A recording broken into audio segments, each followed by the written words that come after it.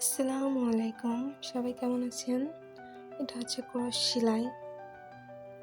অনেক সহজে আপনারা শিখে ফেলবেন। ভিডিওটা ভালো লাগলে অবশ্যই সাবস্ক্রাইব করবেন এবং আমাদের পরবর্তী ভিডিও দেখার জন্য বেল আইকনটি অন করে রাখবেন। আর হচ্ছে এই সেলাইটা হচ্ছে অন্য দেশে কী বলা হয় জানি না, আমি যেটুকু জানি যেটাকে আমরা ক্রস সেলাই হিসাবে চিনি আমি।